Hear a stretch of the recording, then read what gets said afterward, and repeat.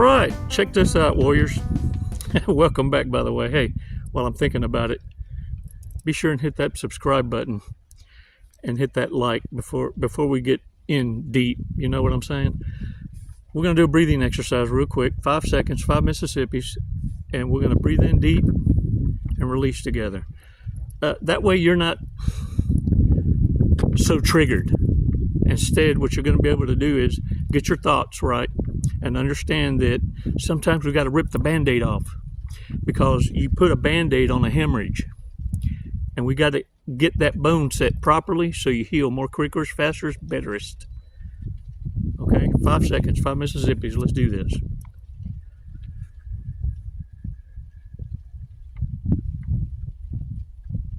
Release slowly.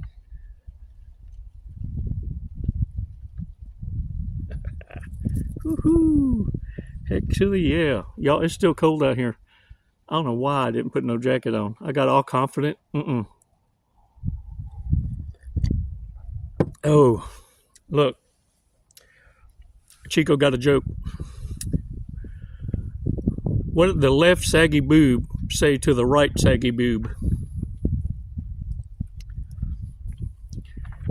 If we don't get support soon, people are going to look at us as nuts.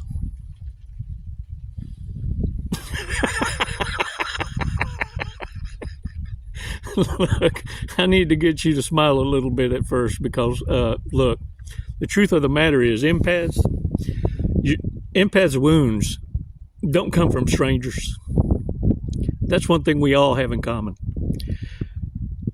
It's from those closest to us. Either a narcissistic mother, narcissistic father, or both, siblings. And the thing is, another thing that you have in common with many of your brothers and sisters is this: you had to raise yourselves.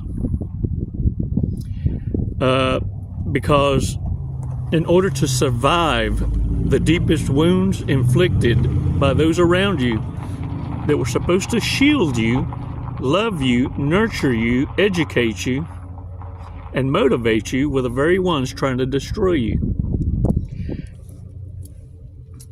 Where was the love? It wasn't there. It was never going to be there. How can someone love you when they don't even know what love is?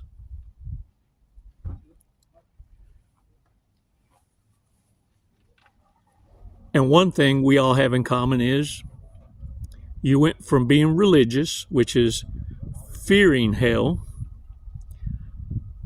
to a spiritual covenant with the Most High because you survived hell. Can I get a what?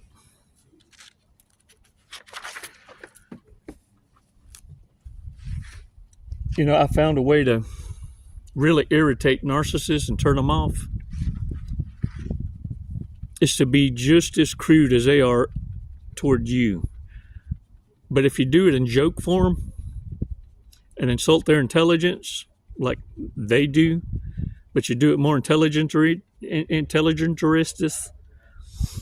in front of folks that they're trying to gain trust from, or they're showing off, I always ask them, did you ever blow bubbles when you were a kid? And I'm telling you for a fact, they're going to say, I sure did. That's when you look around real quick like, and you say, well, he's back in town, and I heard he's looking for you.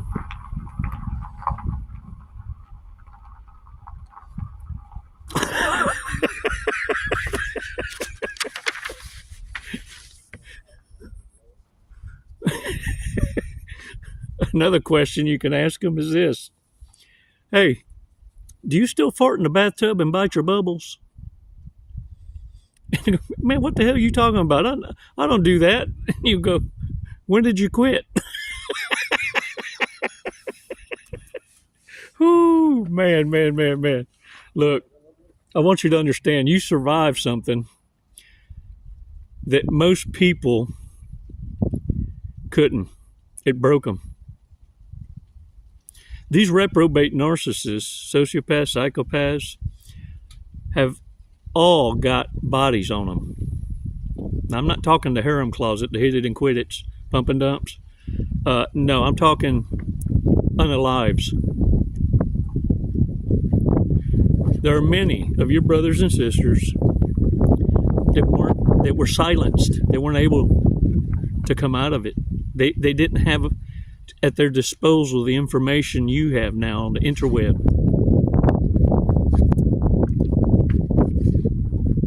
And I want to say something. Stop self-convicting. You're not at fault for being kind, for being loving, for being understanding, or being helpful, for sharing your empathy.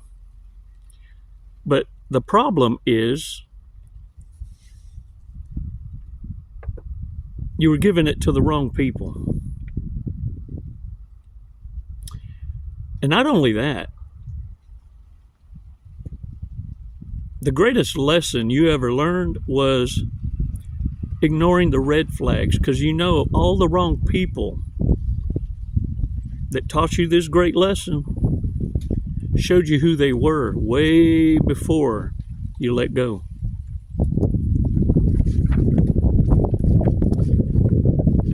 You're not a people fixer, and you learned that the hard way.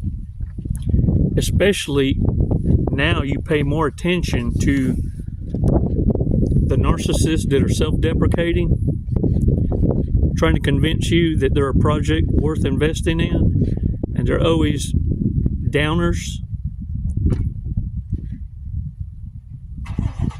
Yeah. Always joy killers. Oh, well, I'm glad that's happening for you. I wish I could catch a break. You get to a point where you're even afraid to ever ask them a question of how's your day doing? Because they always got an emergency, always something going wrong. And it's how narcissists breadcrumb for a handout or empathy.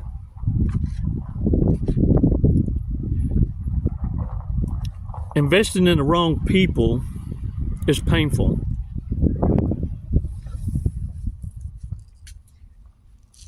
And you experience a bunch of losses. Chalk it up for tuition.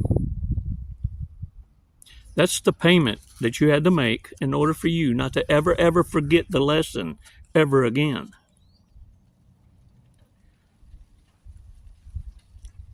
Everything comes at a cost. And now you know the truth.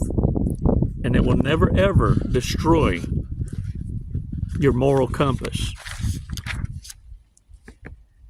And now you understand too, the greatest way to expose toxicity around you, regardless of the level of the devil, and regardless if you find yourself moving and ascending to different tax brackets, they all operate the same.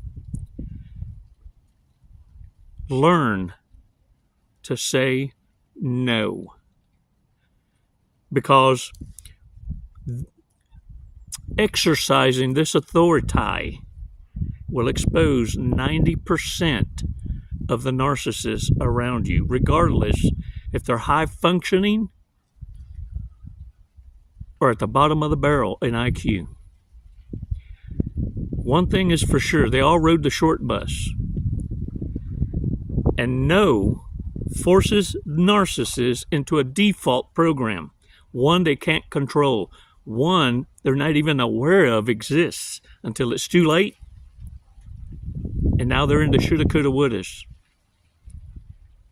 It's a trigger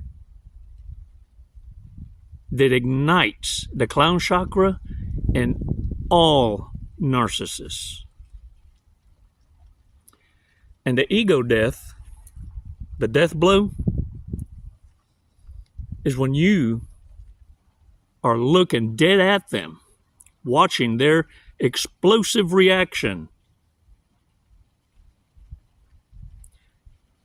And then you watch them act like it never happened at all, and you hold them accountable to what it is that just happened. But you do it in a way where you're calm. You don't lose your cool, and you're indifferent. But you're not going to allow them to shake it off. I always do it this way, with a smile, because that seals the deal. Because now they know what my intention was, and that I know who they are, and I know what buttons to push. Ain't no one to see themselves out more quicker, faster than a wounded narcissist.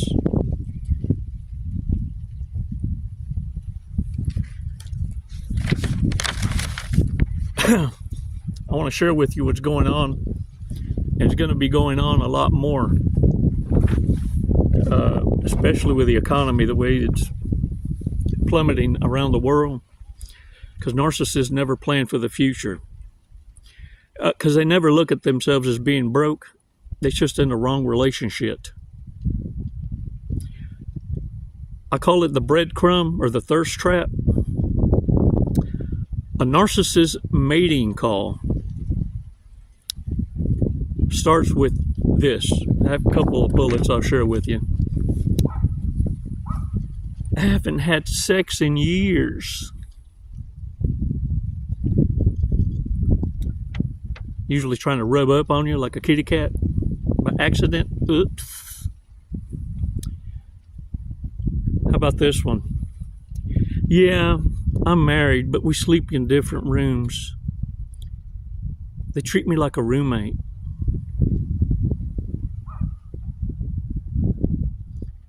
I think my spouse is cheating on me.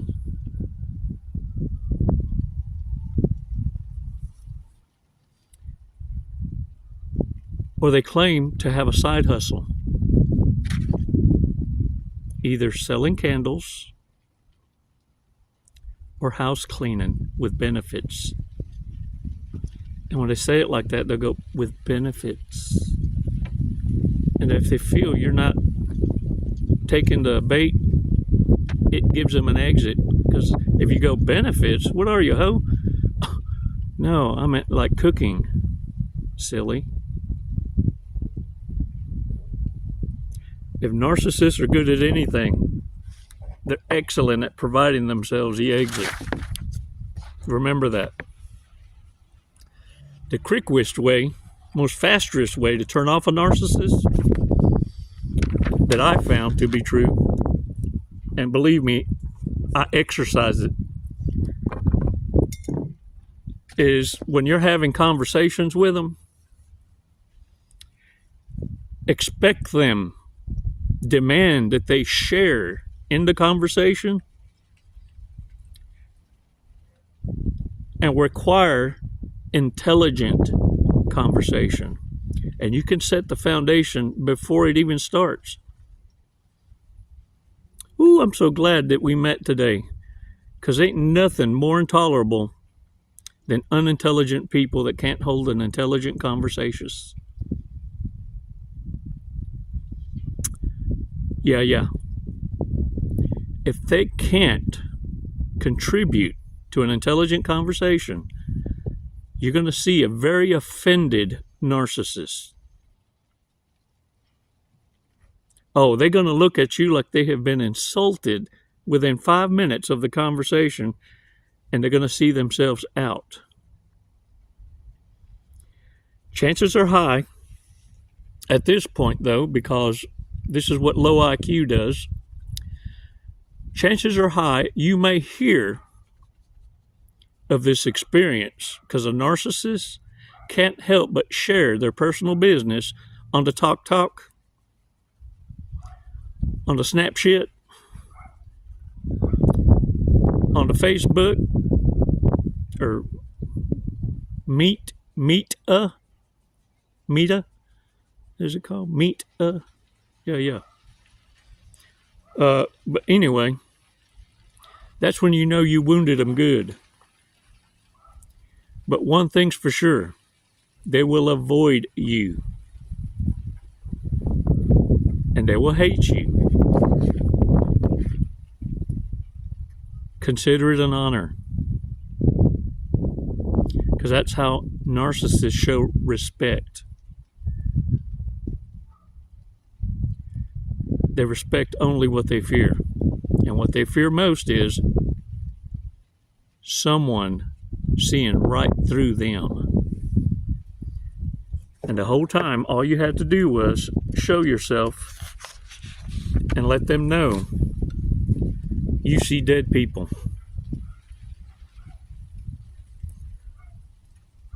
What you're dealing with is adults stuck at 12 years old.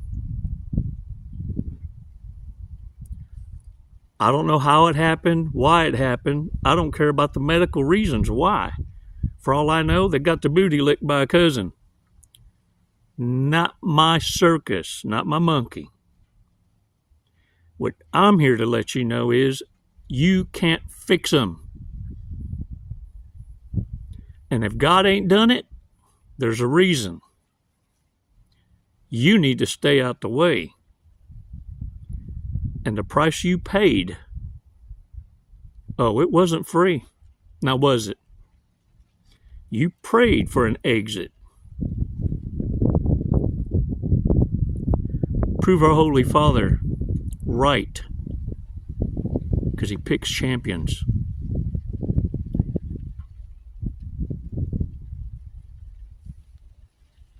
You're a diplomat to the Most High. You say you're faithful, act like it. Live it. Embrace it. It's a superpower. And now you know you were never alone. You do matter.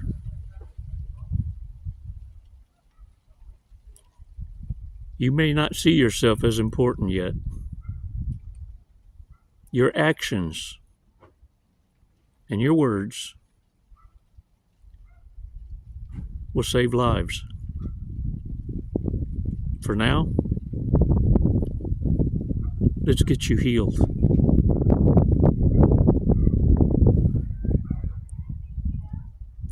Warriors, I'm going to share a couple Fortress cookies with y'all, so stick by.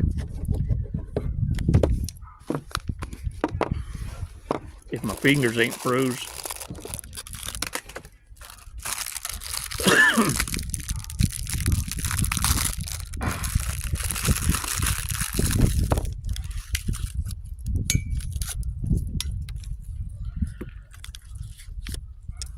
Today's word of the day, ship. Barco. The best times of your life have not yet been lived. Ooh, dog. I feel a wiener coming on. Lucky numbers 5, 19, 26, 28, 37, and 47. Let's check out today's Bible verse.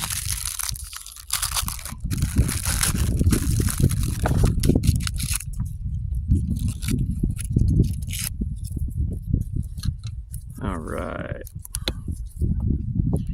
Philippians chapter 4, verse 13. I can do all things through Christ who strengthens me.